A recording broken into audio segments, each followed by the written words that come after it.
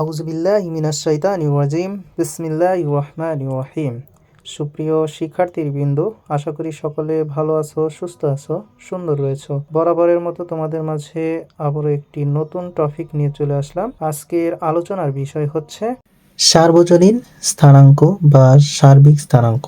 সার্বজনীন স্থানাঙ্ক যে কথা, সার্বজনীন স্থানাঙ্ক একই কথা, যাকে আমরা সাধারণভাবে প্রকাশ করি কিউ জে দ্বারা আমরা সার্বজনীন বা সার্বিক স্থানাঙ্ককে প্রকাশ করে থাকি।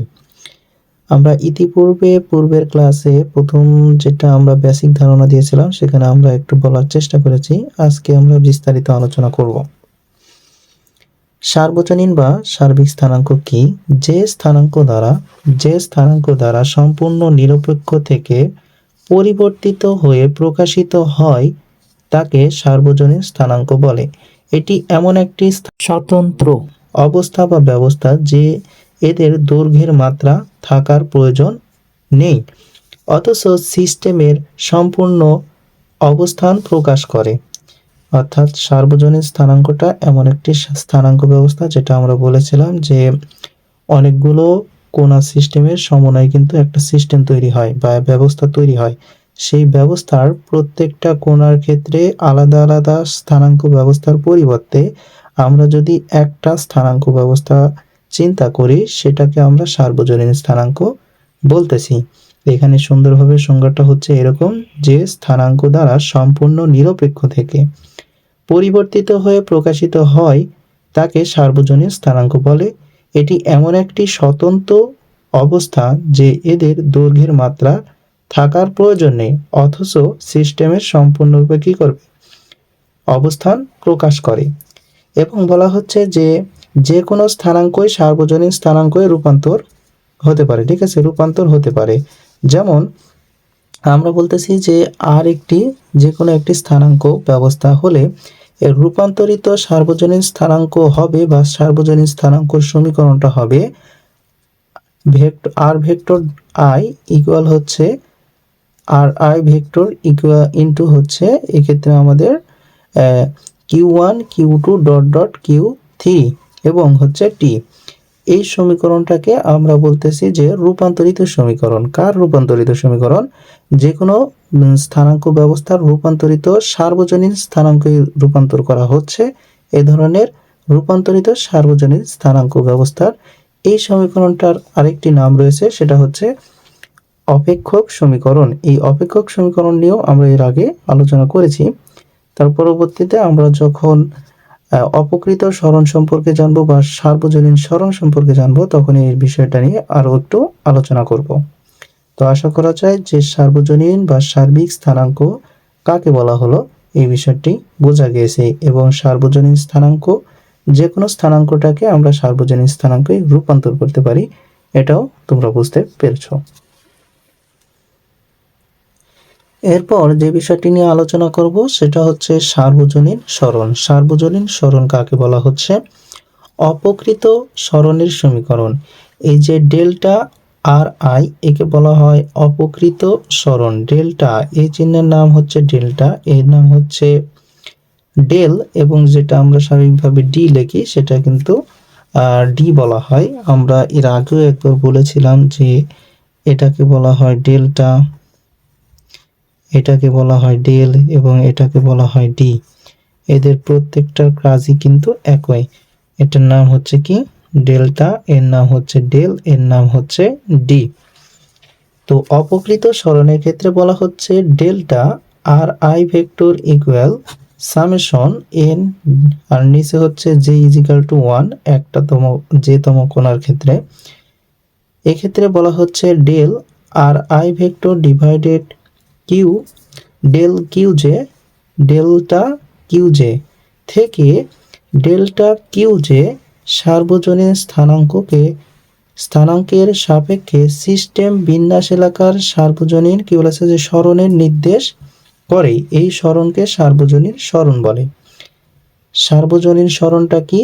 এই যে অপকৃত সরণ, এই অপকৃত সরণের একটি অংশ, সেটা হচ্ছে যে ডেল্টা কিউজে আই। ডেল্টা কিউজে আই, এই ডেল্টা কিউজে আই কে আমরা বলতেছি যে এর সাপেক্ষে আমাদের সিস্টেমের একটি এলাকার বিন্যাস এলাকার বলা হচ্ছে যে বিন্যাস এলাকার সরণ নির্দেশ করা হয়।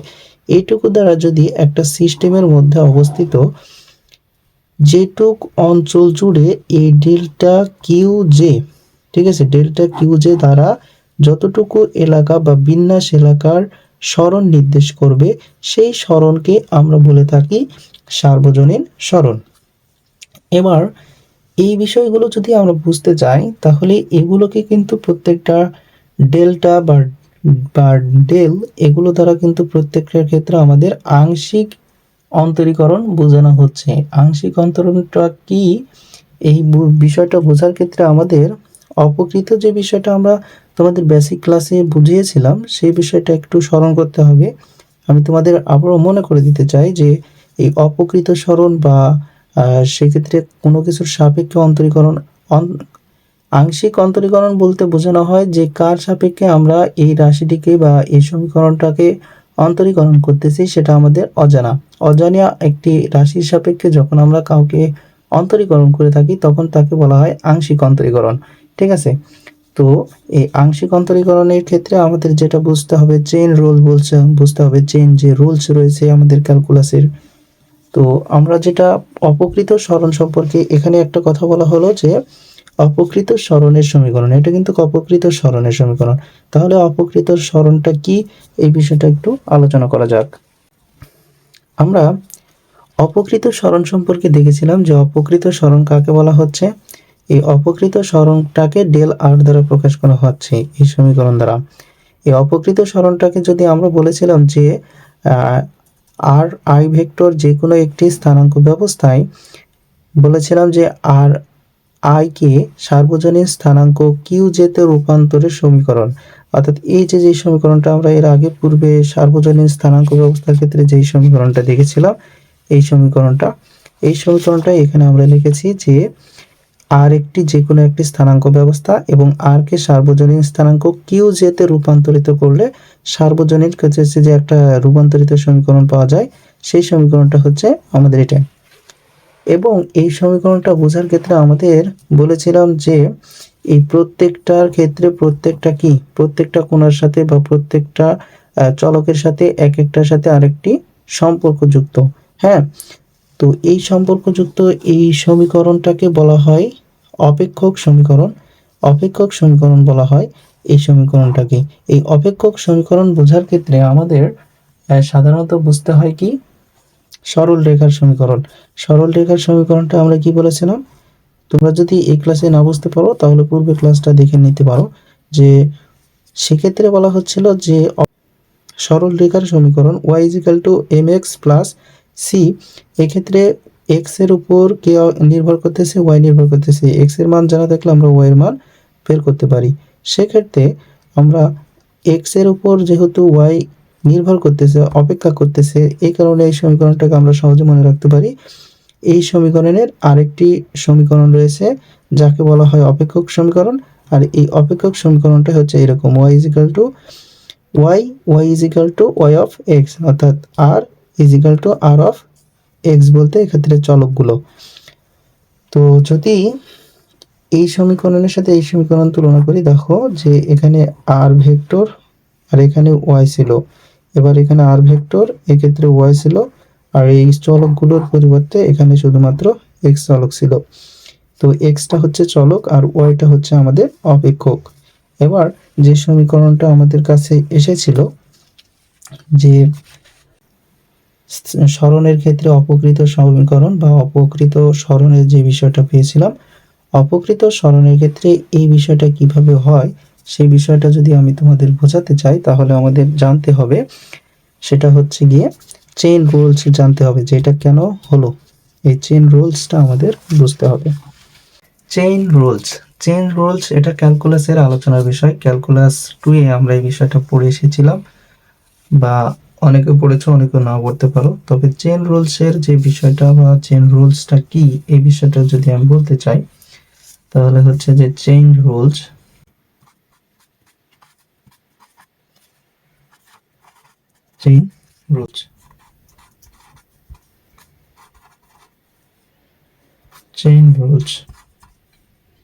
চেইন রুলসটাকে এভাবেই প্রকাশ করা হয় ফাংশন ইজ ইকুয়াল টু হচ্ছে F is equal to F of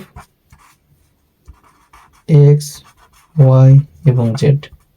এখানে তিনটা চলক, চেইন রুলসে বলা হচ্ছে যদি F is equal to F of X Y Z তিনটা যদি চলক হয় এবং একটা যদি ফাংশন হয়, এই ফাংশনটা এই তিনটা চলকের উপর নির্ভরশীল এবং এই তিনটা চলক একে অপরের সাথে সম্পর্কযুক্ত। ভালো করে বুঝো যে এই তিনটা চলক একে অপরের সাথে সম্পর্কযুক্ত। তাহলে এই যেহেতু তিনটা চলকের সাথে এই অপেক্ষক এফটা হচ্ছে আমাদের কি অপেক্ষক ফাংশন, এই অপেক্ষা করতেছে এই চলকগুলো মানের উপর। তো সেক্ষেত্রে এই চেইন রুলস থেকে আমরা দুই ধরনের মূলত অন্তরীকরণ জানি। একটা হচ্ছে আংশিক অন্তরীকরণ, আংশিক অন্তরীকরণ, আংশিক অন্তরীকরণ। আংশিক অন্তরীকরণের ক্ষেত্রে আমরা বলেছি যে কার সাপেক্ষে অন্তরীকরণ করতেছি সেই বিষয়টা জানা নেই, অজানা একটা চলকের সাপেক্ষে আমরা অন্তরীকরণ করতেছি। তখন আমরা বলতে পারি যে অজানা একটা চলকের সাপেক্ষে যেহেতু করতেছি তখন আমরা ব্যবহার করতেছি ডেল্টা, ডেল্টা এফ, এই যে এফ ছিল ডেল্টা এফ। এরপর আমাদের করতে হবে এই এফ কার সাপেক্ষে, এক্স এর সাপেক্ষে, এই এফ কে কার সাপেক্ষে করতে হবে, এক্স এর সাপেক্ষে। যেমন তাহলে আমরা লিখতে পারি যে ডেল, এরপরে কি ব্যবহার করব, del F divided by del X, হ্যাঁ, ইনটু একবার অন্তরীকরণ বোঝানো হচ্ছে সেক্ষেত্রে ইনটু হচ্ছে আমাদের ডি বা ডেল্টা, আমরা ডেল্টা দিলাম, ডেল্টা ইনটু হচ্ছে আমাদের কি এই এক্স। এটা হচ্ছে আমাদের কি মূল বিষয়টা। এইভাবেই আমরা প্লাস দিয়ে আরো কিছু অংশ লিখতে পারি, যেহেতু ওয়াই চলক রয়েছে প্লাস ওয়াই যখন লিখবো তখন আবারও del F divided by del, এবার কার সাপেক্ষে, ওয়াই এর সাপেক্ষে, ওয়াই ইনটু, তাহলে এখানে কি দেবো, যেহেতু ওয়াই নিচে দিয়েছি এই ক্ষেত্রেও আমরা ডেল্টা ওয়াই দিব,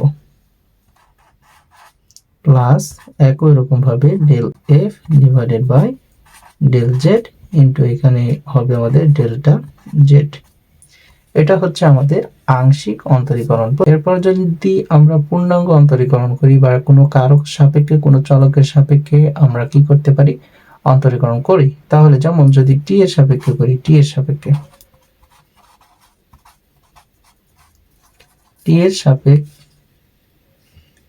সাপেক্ষে টি এর সাপেক্ষে যদি আমরা করি তখন আমরা সেটাকে বলি যে ডি এফ অর্থাৎ F divided by DT, DT, ঠিক আছে। এবার তাহলে আমরা কার সাপেক্ষে, প্রথমে আমরা দিব ডেল্টা বা ডেল, ডেল এই যে এই অংশটুকু সেম একই থাকবে, ডেল এফ ডিভাইডেড বাই এক্ষেত্রে নিচে আমাদের ডেল এক্সই থাকবে, অ্যান্ড এই যে আমরা যে ডেল এক্সটা লিখেছি এই ডেল এক্সটা এখানে কার সাপেক্ষে করেছিলাম জানি না, কিন্তু যখন আমরা বলতেছি যে টি এর সাপেক্ষে তখন আমরা এক্ষেত্রে আমরা এক্সটাকে টি এর সাপেক্ষে করব কিভাবে, যে D X divided by DT, DT.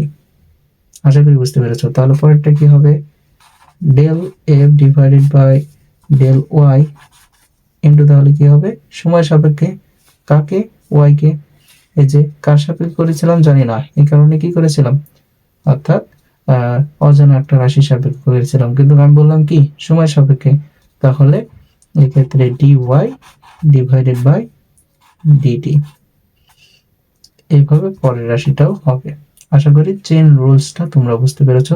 দেখো যে আমরা ডিএফ ডিভাইডেড বাই ডিটি লিখেছি, যদি আমরা মিল করার ক্ষেত্রে দেখি যে দেখো যে পাশাপাশি সবগুলো, এটা হচ্ছে ডেল এক্স, এটা হচ্ছে ডি এক্স, যদি উভয় উভয় কেটে যায় তাহলে দেখো যে হুবহু মনে হচ্ছে যে আগের মতো ফিরে পাওয়া যাবে, এরকম একটা সিচুয়েশন তোমাকে তৈরি করতে হবে।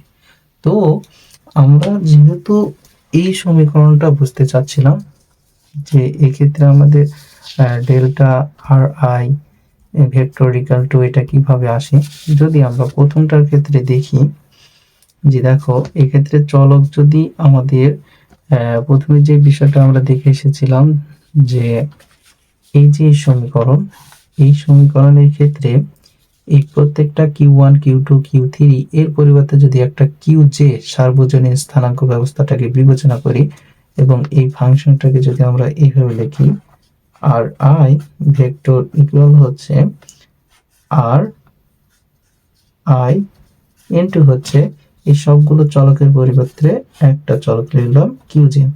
আর কার সাপেক্ষে অন্তরীকরণ করতেছি, এখানে টি ছিল কিন্তু আমরা কার সাপেক্ষে করতেছি জানি না। এটা হচ্ছে একটা কি, এই সবগুলো কিউ এর পরিবর্তে একটা Qj নিলাম। এবার যদি একে আমরা অন্তরীকরণ করি তাহলে কি রকম হবে, অবশ্যই আংশিক অন্তরীকরণ যখন আমরা করতেছি তখন এর সামনে কি নেব, অবশ্যই একটা ডেল্টা নিলাম আংশিক অন্তরীকরণের ক্ষেত্রে।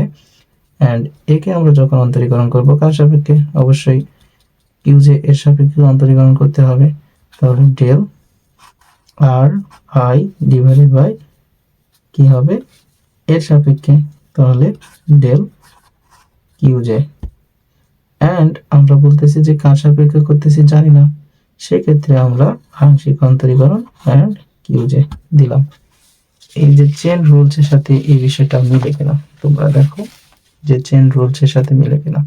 এই নিয়ম কিন্তু ফলো করে আমরা করলাম। যদি এখানে আরো চলক থাকতো তাহলে এইভাবে ধারাবাহিকভাবে আংশিক অন্তরীকরণ করতাম। আশা করি তোমরা সার্বজনীন সরণ সম্পর্কে বুঝতে পেরেছ। সার্বজনীন সরণটা কি, অপকৃত সরণের সমীকরণ, সেক্ষেত্রে delta R I vector equal হচ্ছে summation ni divided by J is equal to 1। এক্ষেত্রে আমাদের ডেল্টা বা ডেল বলা হচ্ছে del R I vector divided Q J into হচ্ছে আমাদের কি ভেক্টর ব্যবহার করা হচ্ছে ডেল্টা কিউজে থেকে। এই যে ডেল্টা কিউজে সার্বজনীন স্থানাঙ্ক সাপেক্ষে সিস্টেমের বিন্যাস এলাকার সরণ নির্দেশ করে, এই সরণকে সার্বজনীন সরণ বলে। আশা করি তোমরা বুঝতে পেরেছ। তো পরবর্তী ক্লাসের জন্য অপেক্ষা করো এবং ভালো থাকো, সুস্থ থাকো, সুন্দর থাকো। আসসালামু আলাইকুম রহমতুল্লাহ।